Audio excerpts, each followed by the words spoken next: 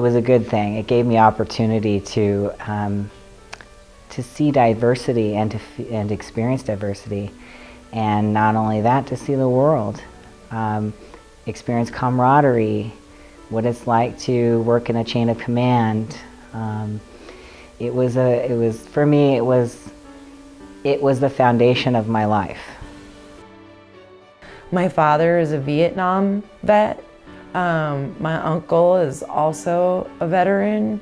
My grandfather was a veteran. So I felt it a duty to serve my country, because I'm very proud of my country. The way I got involved in the military was I didn't know what I wanted to do. And I was kind of a bratty kid. I had personal issues, and I had no idea where I was going to go or what I was going to do with my life. So I got the wild idea that I was going to serve in the military, and I could at least get out of my hometown and away from my parents and be independent and learn about life.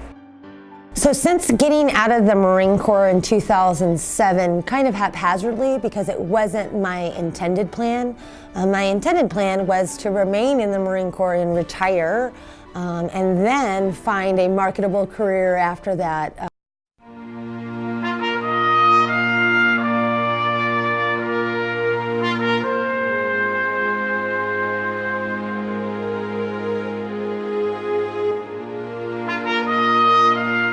These women veterans have their own reasons for serving their country, each experiencing something unique.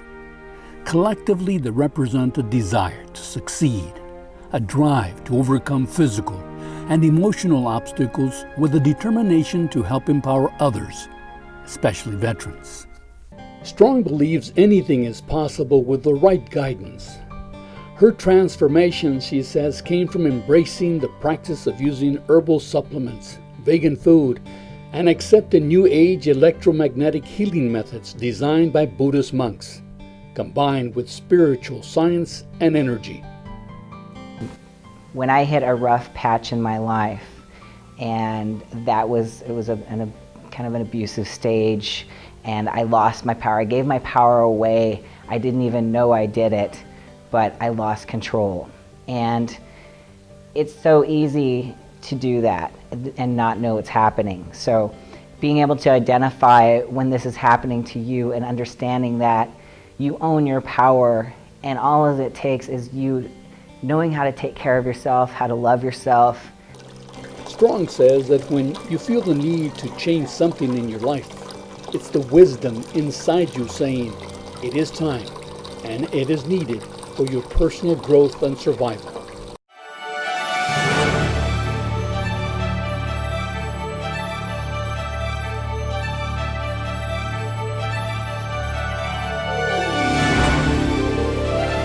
Claire Lansing was a truck driver in the United States Army. Today, she has a master's in social work. She's a business owner in Apache Junction. Her company is Saguaro Rehabilitation and Aquatic Therapy. She credits her military experience for her achievements. One of the main things of being a soldier is that you exercise all the time. That's one of the basic key elements of being a soldier, is they encourage you to take care of your health. So obviously, I was inspired to take care of my health, my physical health, and to maintain my strength and endurance in my life, and incorporate that into my lifestyle. It was that discipline, her children, and the inspiration of her late husband, Cornelius Lansing, that encouraged Claire to transform an old post office building into what many consider as an oasis of healthy living. Her goal, to help people improve their quality of life and endurance. When I went to school, I learned about prevention and the key principles of prevention in terms of taking care of your mental health, your physical health. Claire Lansing is committed to finding innovative ways to help others understand the importance of staying healthy.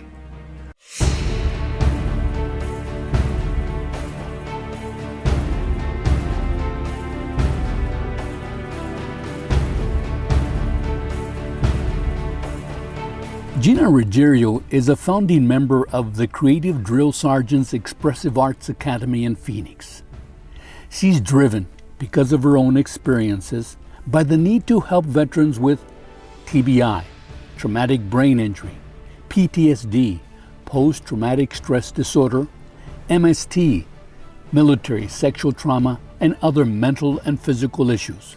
One of the research articles I just read was up to 75% of our women veterans don't even recognize themselves as veterans. Maybe because they didn't go to combat or for whatever reason. That's a travesty. They serve too. They're veterans. They belong in this culture. A lot of them don't access VA care or VA benefits. So a big part of what I'm doing is that outreach to say, whether it be this veteran service organization or an American Legion or a VFW or a DAV, you need to be plugged in. While in the process of seeking help for TBI, PTSD, and sexual trauma, Gina, an Air Force veteran, realized what researchers have documented, that there are few, if any, gender-specific care guidelines designed to address the needs of women veterans. You got to be able to stand up for yourself. You have to have enough self-confidence to be able to fit into a very testosterone-driven environment. I mean, let's just keep it real here. Even the VA for years has been male-centered. Now they're starting to change it where they're having a lot more for our women veterans. But that's been a long time coming. Gina is a survivor, and through her organization is helping veterans find work, a place to live, and with suicide prevention. These are top priority issues for the Arizona Department of Veterans Services. Really, the nation is having some difficulties in a few things. So finding housing for single parent families. So whether it's, the majority of them are women, but there are male single household. And so we want to make sure that there is housing available for those families. And right now, in Arizona, there is a gap, and nationwide, there is a gap. And so we need to really focus on how we can get housing and some portion of affordable housing dedicated to veterans with families that are single-head household. And so I think that is important. And then also nationwide, we see that there is an increase in suicide among women veterans. And we need to really address that in respect to what are the needs that they aren't getting that is driving them toward suicide ideations and actual completion of suicide. And that can happen in many ways. We have a program called Be Connected that actually connects veterans with resources, and we try to get them upstream before things get desperate and they really feel like there's no hope.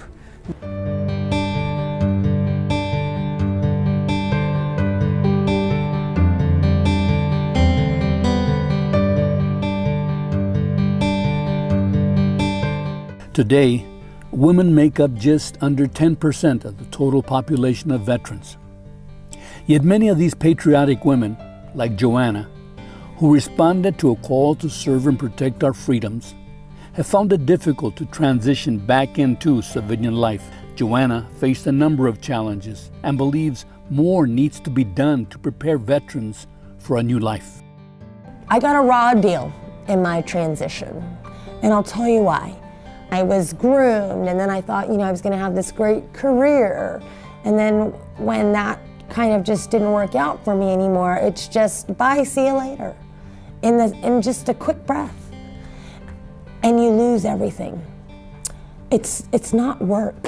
This is what people don't understand. People don't join the service, and it's not just they just join to go to a job and to work.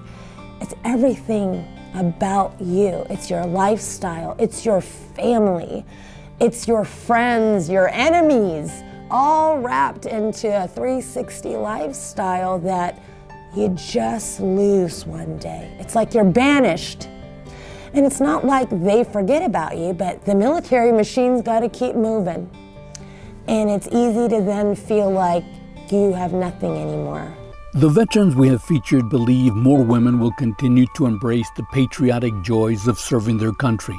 But they all feel more should be done to help prepare the veterans for their journey as civilians. They feel that we should not ignore the contributions of women soldiers. They serve with pride. They give their best.